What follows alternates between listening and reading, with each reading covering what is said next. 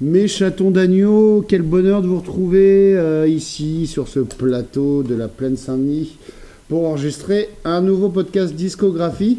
Un discographie un peu bizarre parce qu'on va faire deux albums en un parce qu'ils ils sont un peu rattachés l'un à l'autre.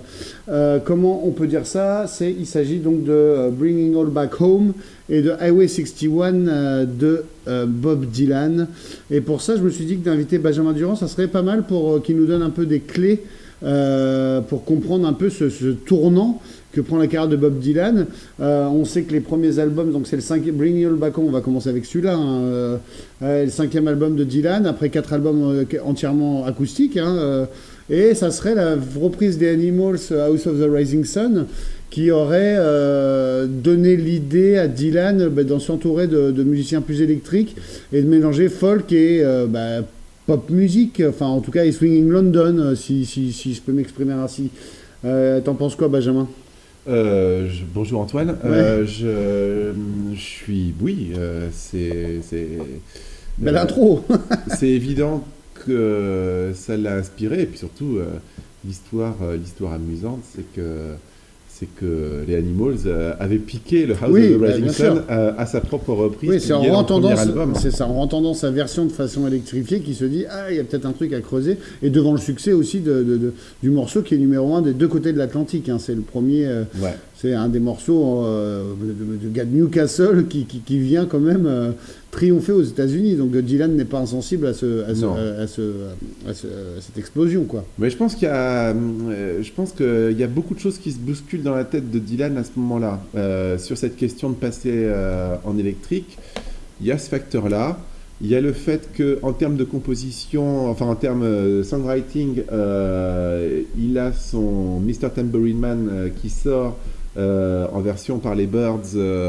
Mais déjà avant l'enregistrement, À ce moment-là, oui, je crois que ça sort avant la version ça qui va sortira en 64 alors.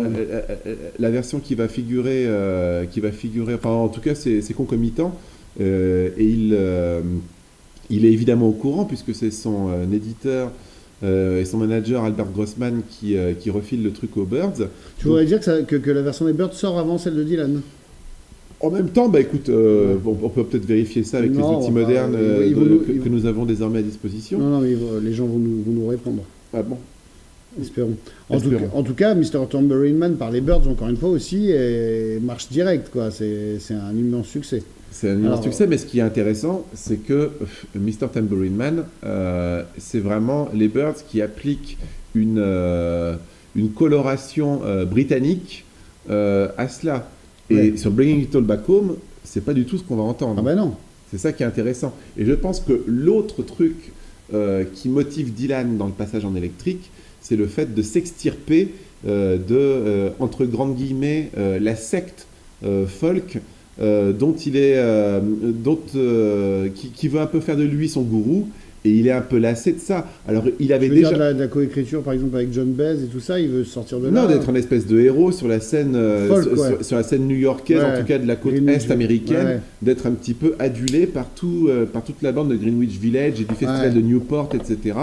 Et il est mal à l'aise avec ça. Alors, il était déjà mal à l'aise avec le fait d'être étiqueté comme protest singer, etc. Et c'est pour ça que juste avant, il avait fait l'album Another Side of Bob Dylan, où il faisait des chansons toujours en version acoustique, mais qui là étaient beaucoup plus personnelles, où il mettait beaucoup moins de connotations politiques et de connotations sociales. Ouais, d'ailleurs, c'est ce qui va même transformer l'écriture même des jeunes Anglais, Another Side of Bob Dylan. Le fait de mettre en avant ses sentiments, Voilà. etc. Ce qui donnera notamment ça qui inspirera Satisfaction. Enfin, bon, c'est une autre histoire. C'est ça. Et donc, Bob Dylan, par rapport à ça, a envie de, lui, un peu plus durcir son ton et un petit peu faire une musique électrique un petit peu rentre dedans. Et c'est ce qui va être le cas sur Bring It All Back Home, dont une seule face Voilà, c'est ce que j'allais dire. est électrique, alors que C'est la qu'il y va avec deuxième des face- pincettes encore. Voilà. Il y va avec des pincettes, mais on écoute, c'est du rock assez. C'est la première phase qui est assez rentre c'est dedans. la première Voilà. phase qui est électrique, donc Voilà, c'est il du annonce rock. la couleur. C'est du rock très rentre dedans. est très bluesy en fait. C'est vraiment du blues, mais très brut de décoffrage qu'il propose sur la première Parce face. que je pense au morceau qui ouvre l'album, Subterranean Homesick Blues, c'était d'abord une démo complètement acoustique qu'il a réenregistrée avec les musiciens électriques, dont John Sebastian par exemple, qui va former le très bon groupe Lovin' Spoonful. Voilà. Et il y a bien sûr John Hammond à la guitare, enfin voilà, c'est des gens comme ça, comme Kelly Rankin, et puis Bobby Gregg à la batterie. Du coup, Subterranean Homesick Blues, qui finalement, si vous allez voir le Scopiton qui a été fait, est magnifique, avec ses pancartes Voilà. en rythme. Inspiré par les Scopiton qu'il a vu à Paris Voilà. quand Hugo Frey lui faisait découvrir la culture française Voilà, à Paris. d'où l'importance du Gaufret dans la carrière de Bob Dylan, et non pas l'inverse. Donc comment on parle là-dessus? Parce que donc on a parlé de ce... En fait, c'est un album de blues quoi, qui devient un peu électrique dans cette première phase. Non, c'est juste le putain de meilleur blues qui a jamais existé quoi. Il transcende tout ce qu'avaient fait les bluesmen de Robert Johnson jusqu'à... Il transforme, quoi. Il transfigure, jusqu'à Muddy Waters quoi. il propulse ça sur une autre dimension, quoi. Il propulse ça sur une autre dimension. Ouais, parce que ça ne devient plus un truc un peu tribal, enfin Oui. en tout cas pas tribal, mais espèce de mantra qu'il y a dans le blues. Lui là, il nous emmène, il nous amène à réfléchir, ce qui n'était pas forcément le cas dans le blues où on était plus en train d'écouter les complaintes de ces noirs qui vivaient la fin qui vivaient des choses compliquées aux États-Unis quoi. Oui, puis il y a aussi cette rencontre. Il faut jamais oublier ce côté-là de Dylan. C'est que Dylan, c'est un mec du Minnesota qui s'est fait connaître sur la scène new-yorkaise. Bien sûr. Et il n'y a quand même pas plus antinomique que ce côté Midwest, ce côté Amérique du Midwest et Amérique de la côte. Effectivement, beaucoup plus intellectuel, beaucoup plus avec une conscience politique, etc. Et donc, quelque part, Dylan est mal à l'aise quand il est l'espèce d'icône au sein de la scène folk. Parce qu'il en a peut-être marre aussi de reprendre les mécanismes de Woody Guthrie, quoi, certainement. En tout cas, ce dont il en a peut-être plus que la figure de Woody Guthrie, c'est peut-être plus la figure de Pete Seeger, dont qu'il respecte évidemment énormément.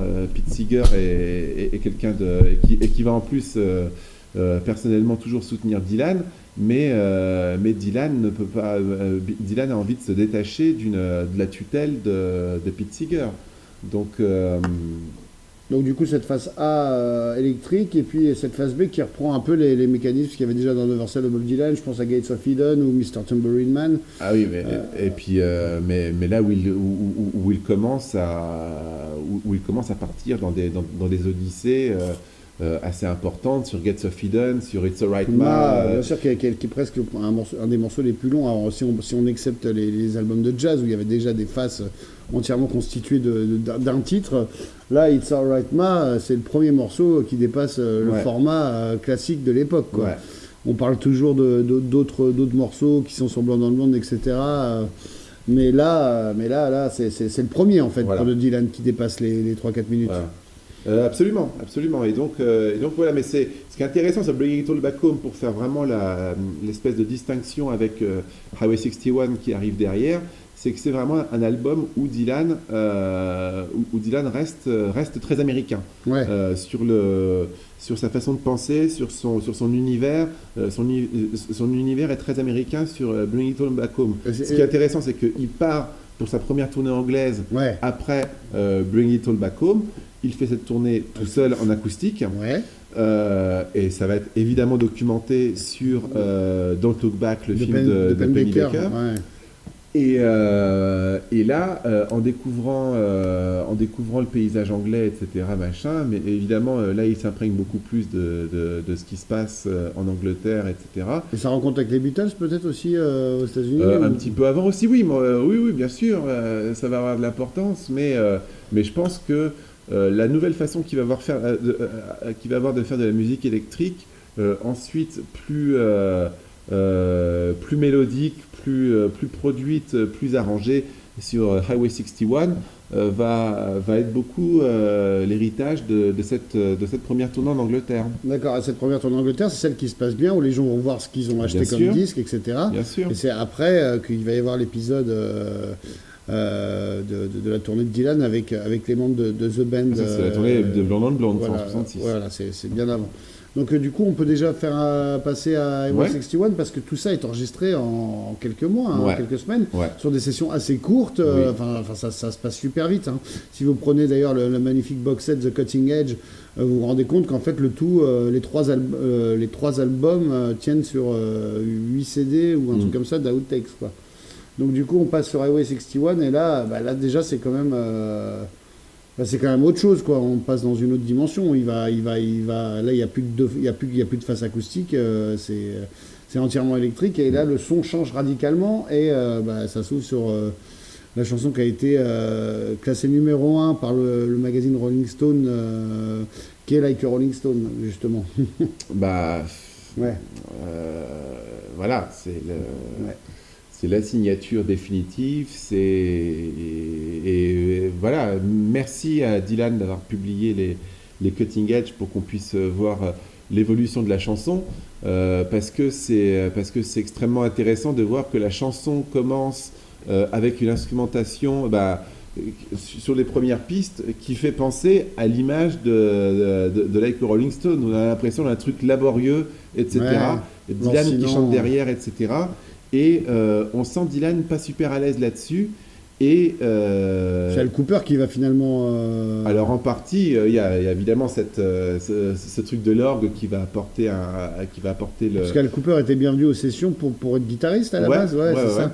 Alors parce que finalement il change un peu de musicien, en tout cas au niveau des guitares. C'est Mike Bloomfield et Al Cooper qui seront les musiciens sur Highway 61. Hein. Et ça va avoir vraiment son importance du coup, parce que... Ça va avoir son importance par rapport à la tonalité qu'a l'orgue, mais surtout quand il change un peu l'arrangement et surtout la rythmique, etc. Il va du coup passer sur un truc plus énergique, où c'est sa voix où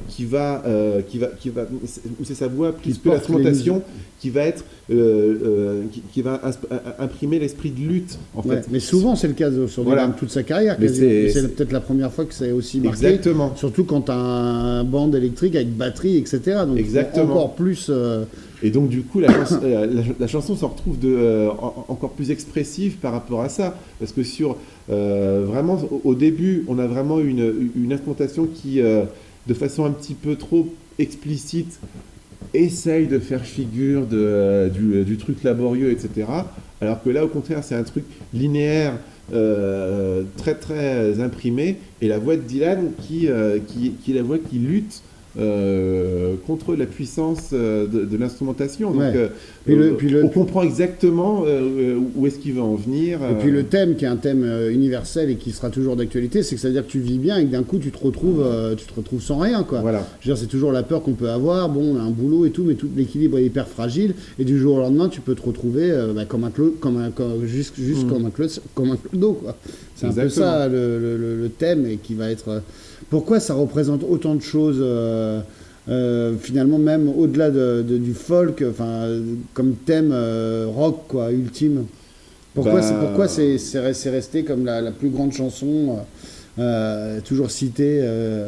Quand tu parviens à toucher avec autant de qualité d'écriture, à décrire une vérité aussi universelle que ça, avec une telle qualité d'écriture, avec une telle puissance d'image métaphorique, c'est ça en fait le talent de la chanson, c'est que... Et puis c'est de remettre en question le rêve américain déjà de Frank Capra, quoi, quelque part. Bien sûr. Et puis surtout à l'époque, les années 60 aux États-Unis, c'est quand même l'époque où le rêve américain est le plus mis à mal quand même. Et là il vient de l'exprimer de façon splendide.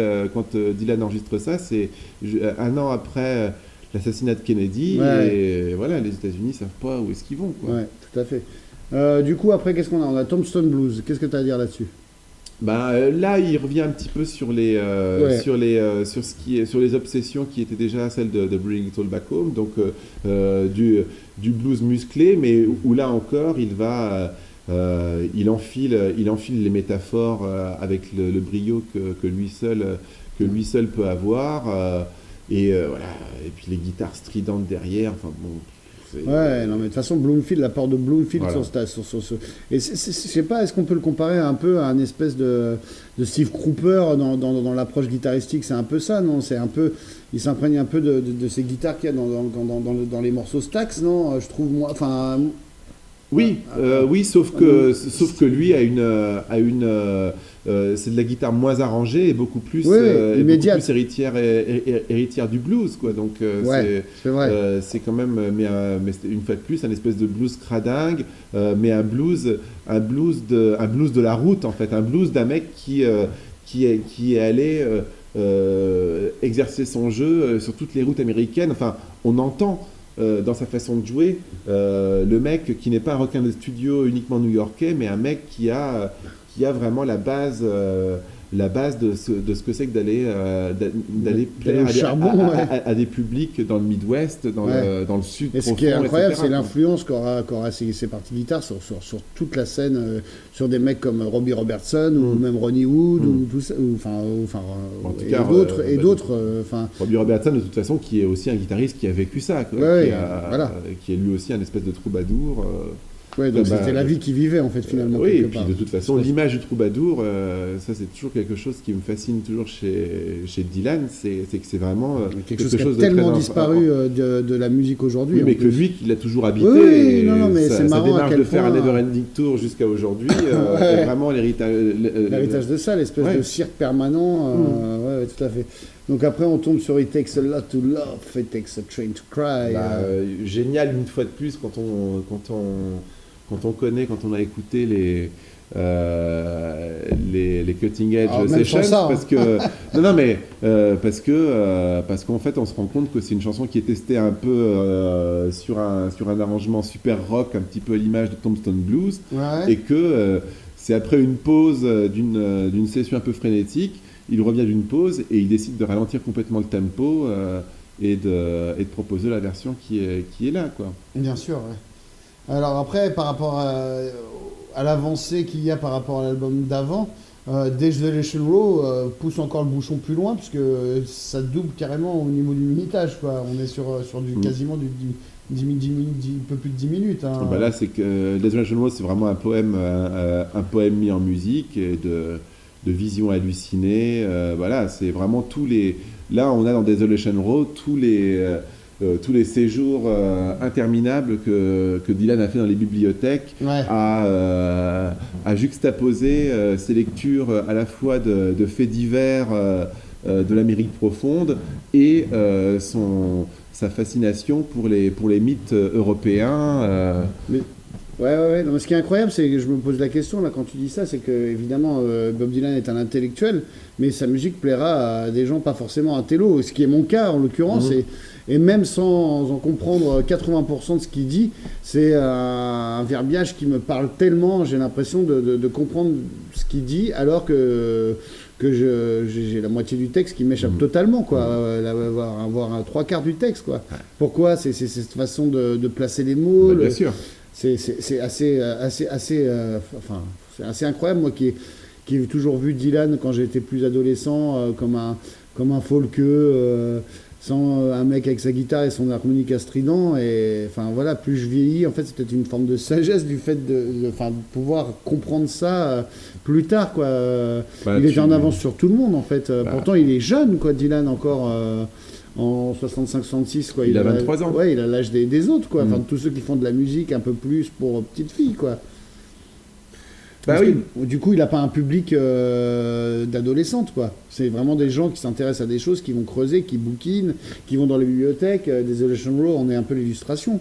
Bah oui, mais c'est le moment, une fois de plus, c'est le moment où les premiers baby boomers aux États-Unis sont en train de devenir une population en termes démographiques extrêmement importante dans les facs. Ouais, surtout sur les côtes, hein, d'ailleurs. Évidemment.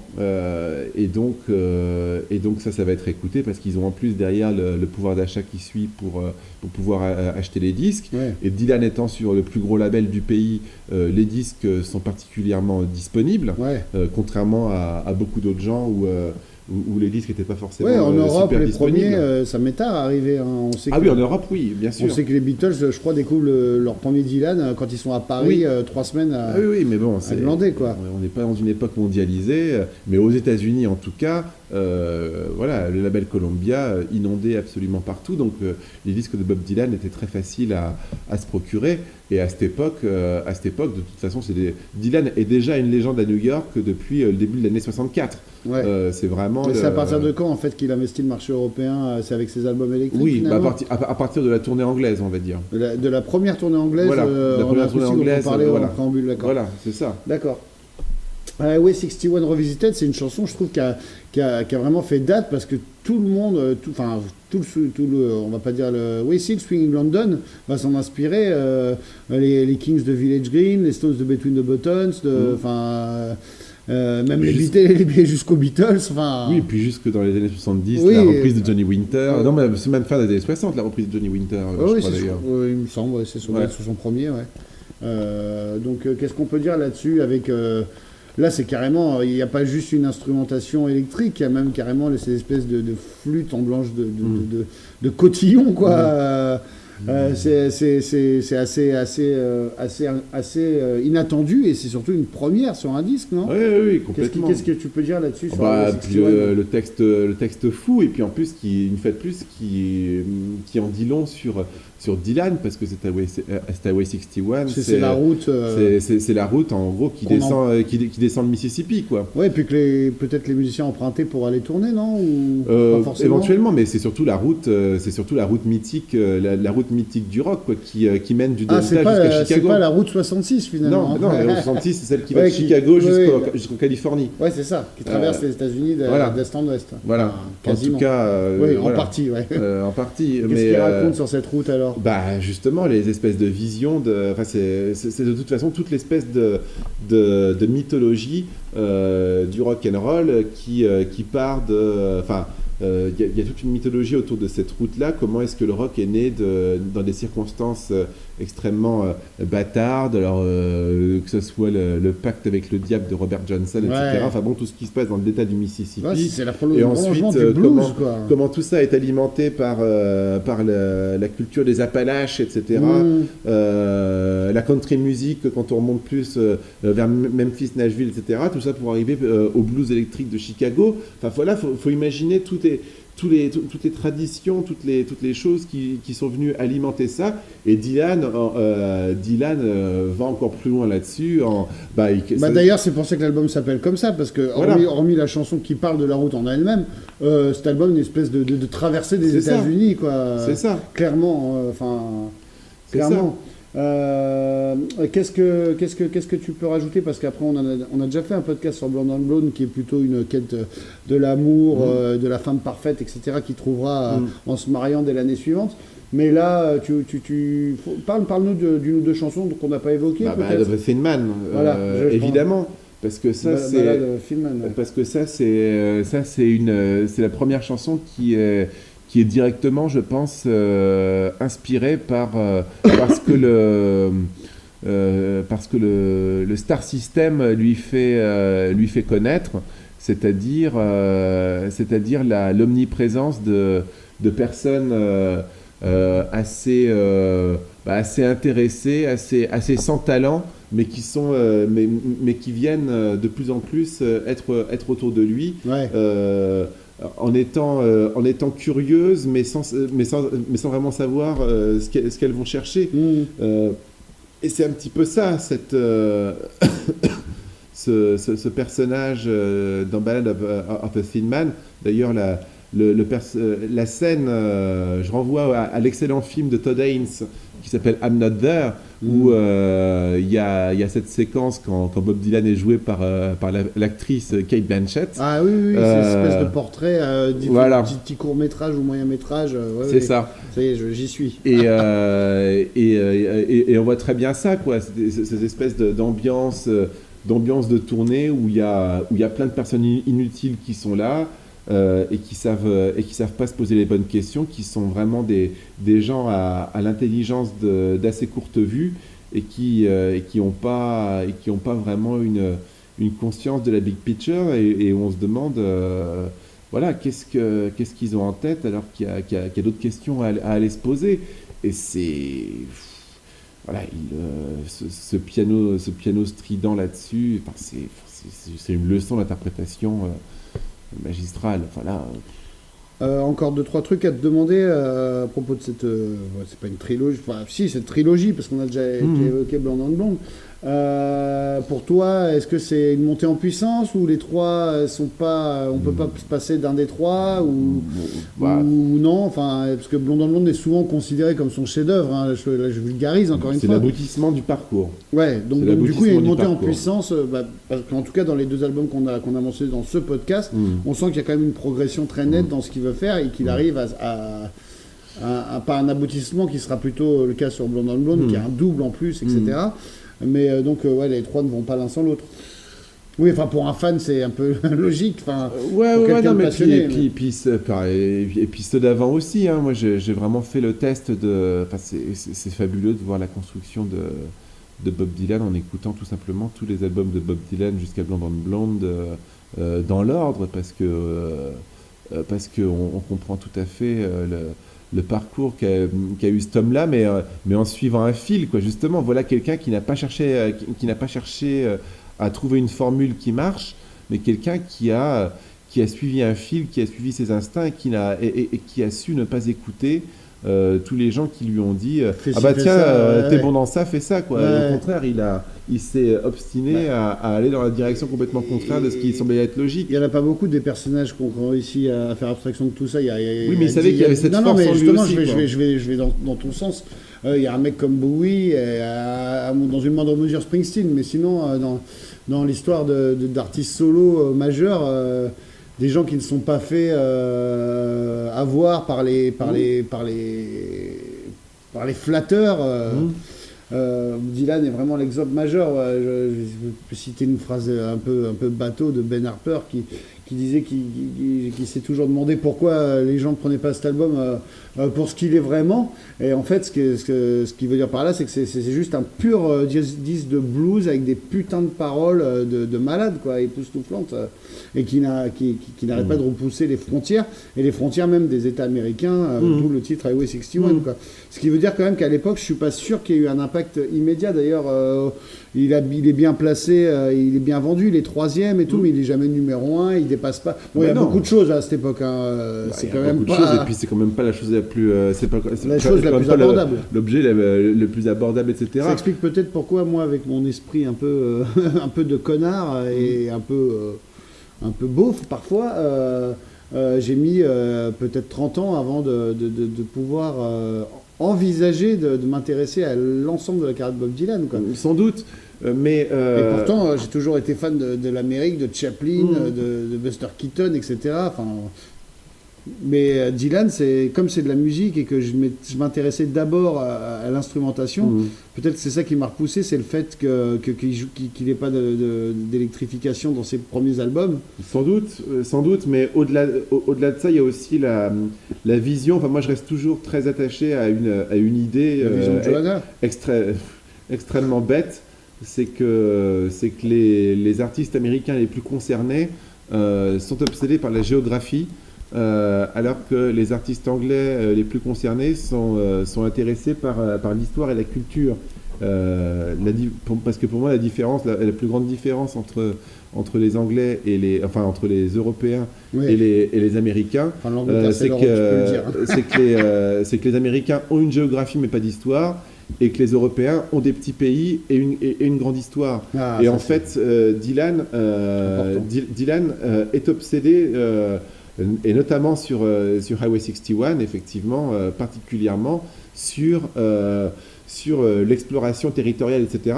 Ce qui est d'autant plus intéressant que l'album est écrit à une époque où il y a des moyens de voyage et de communication qui sont pas du tout les mêmes que ce qu'on a aujourd'hui. Et donc cette espèce d'appel-là... Otis Redding peut en témoigner. Mais cette espèce d'appel-là et de guide, je sais pas comment dire en français, mais il y a de guidance, on dirait en anglais, ça. Pour écrire, et assez fabuleuse, et ça donne la force, parce que c'était vraiment... quelque chose dont il fallait avoir conscience et dont il fallait avoir le talent pour pouvoir le retranscrire artistiquement. Seul Dieu pouvait atteindre ce chemin. Ce n'est pas Eric Clapton pour nous, c'est bien Bob Dylan. Eric Clapton qui fera sûrement l'objet d'un podcast. Tiens, ça me donne une bonne idée. Juste avant de finir, j'aime bien toujours faire des petites rubriques un peu coquines en reprise de ces 3 albums. Qu'est-ce que tu pourrais citer comme bonne reprise et que tu nous mettras dans ta belle playlist que tout le monde attend avec fébrilité? Sans parler de Like Rolling Stone, qui est sur Stripped des Rolling Stones. Uniquement prétexte à une autocélébration. Non, pas du tout, justement. Tu vois, je la mettais de côté. Même si, du coup, elle a réhabilité cette chanson. On en parlait d'ailleurs au café l'autre soir en disant que les Stones la reprenaient de façon vraiment tellement personnelle qu'ils s'en battent les couilles finalement du texte de Dylan. Ouais. D'ailleurs, Jagger présentait toujours le morceau. Voici une chanson écrite spécialement pour nous par Bob Dylan, juste pour jouer sur le jeu de mots Rolling Stone. Bref. Il est drôle. On pourrait pas le proposer au Théâtre des Deux Ânes. Il est tellement drôle qu'il a des immenses fiches pancartes sur scène pour pouvoir se rappeler qu'il a cette connerie à dire. Non, mais sinon, plus sérieusement, qu'est-ce qu'il y a comme grande reprise? T'as des idées là comme ça qui te viennent? Non, oui, effectivement, j'en parlais déjà tout à l'heure. Il y a le truc le plus évident, qui me semble le plus évident, la brute pour point, c'est Highway 61 Revisited par Johnny Winter, qui est quand même d'ailleurs que Johnny Winter. C'est une sacrée curiosité, ça. Johnny Winter reviendra jouer au fameux Bob Fest, le concert organisé par Columbia en 92 pour avec George. Voilà, pour l'anniversaire de l'enregistrement du premier album de Dylan. Non, il a été repris dans plein de sens et par plein de gens. Sur cet album-là, je dirais, j'arriverai pas forcément à trouver une autre reprise extrêmement marquante autre que celle-là. Il y en a beaucoup, mais ouais. Non, Mr. Tambourine Man, dont on a parlé par les Birds, évidemment. It's All Havana Baby Blue, l'excellente reprise par Bryan Ferry en 2002. Voilà. Avec l'excellent. C'est pas un peu tard ça pour Bryan Ferry? Non, au contraire, non, c'est une sublime reprise que je conseille vraiment à tout le monde. Et She Belongs to Me, reprise par Anna Bachung sur Osée Joséphine. Voilà, tu te lances un peu.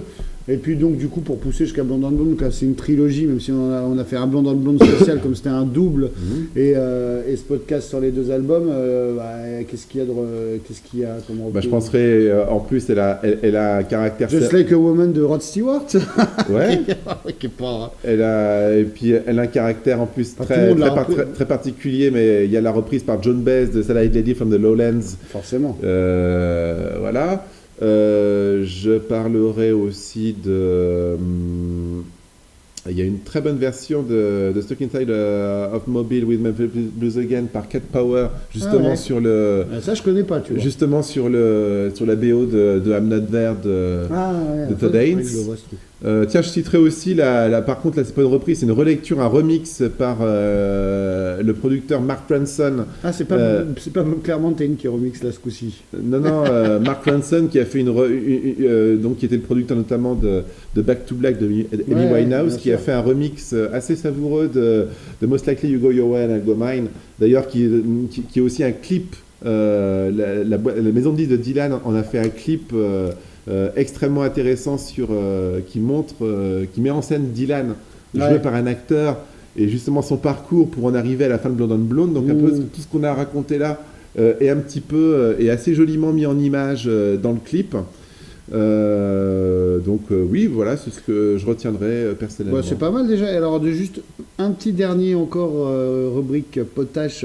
En live, qu'est-ce que ça donne ces 3 albums? Est-ce que tu as on va bien sûr parler du concert de Manchester en 66 où il reprend plein de ses titres. Band of a Thin Man d'ailleurs, sur cet enregistrement-là, c'est fabuleux. Oui, alors il y a ça bien sûr, mais effectivement, parce qu'il a eu pour l'habitude de défaire et refaire ces morceaux, les déstructurer, etc. Donc, moi, j'ai des grands souvenirs de la seule fois où j'ai vu Bob Dylan, c'était en 2002 au Zénith. Il avait fait une version fabuleuse de Desolation Row, où là, le groupe le suivait, alors que c'est uniquement acoustique sur le disque, mais là, il y avait le groupe avec lui, ça reste un grand souvenir. Visions of Johanna avec aussi, Dylan, de toute façon déjà que son Neverending Tour n'ait jamais fait l'objet vraiment de publication soundboard ou vidéo. Mais bon, après, on retrouve tous ces titres. On peut parler d'un set acoustique merveilleux qu'il fait pour le concert Fort George, où il fait une version. Bangladesh. Oui, le concert de George pour le Bangladesh. Où il fait une version de Just Like a Woman, justement, avec les chœurs de... And it's a lot to laugh, it's a train. Aussi, oui, ouais. non, mais je pensais au Aussi, magnifique contre-champ, oui. Léon Russell, et le mec de Badfinger qui s'est pendu, un des deux, et George derrière, enfin, c'est assez... Enfin, voilà, bon, après, il y a plein de lives qui témoignent... Enfin, de toute façon, dès qu'il fait même ça en acoustique sur scène, c'est fabuleux, et les chansons sont tellement fortes que... À la limite, on s'en fout que ça soit électrifié ou pas, quoi. Tu vois, c'est un peu comme l'anthologie des Beatles, quoi. Tu vois. Et une chose, pour le coup, vu qu'on boucle la boucle sur ces albums-là, sur cette période-là, c'est les deux singles indépendants qui sont pas sur les disques, notamment Positively for Street, Oui. qui est absolument génial et qui est une parole, qui est une des chansons, on va dire, de dureté envers un personnage féminin assez unique en son genre et qui la chanson est sortie entre Highway 61 et Blonde on Blonde et ça fait très bien le pont sur les thématiques de l'un et l'autre album. Adèle, non, quoi. Pardon ? Adèle, elle a repris un Dylan qui Ah oui, mais c'est un morceau de Time Out of Mind. Donc, d'accord, bon. Ça n'a rien à voir, en fait. Oui, c'est une reprise de Dylan. C'était pour dire une petite bêtise alors que j'avais été à peu près concis dans ce podcast. En tout cas, on vous remercie de ce moment passé avec nous et j'espère qu'on va se retrouver bientôt. Retrouvez les playlists de Benjamin sur le site, sur les liens YouTube. Normalement, si je fais bien mon boulot, elles sont à la suite de la vidéo. Sinon, venez liker. Antoine et ses copains aiment le rock. Podcast Antoine et ses copains aiment le rock sur Facebook. Et puis nous, on se retrouve pour une autre série discographique ou une autre série portrait de musiciens ou une autre série panorama. Peu importe. Ce qui compte, c'est qu'on prenne du bon temps. Et toujours pour le meilleur.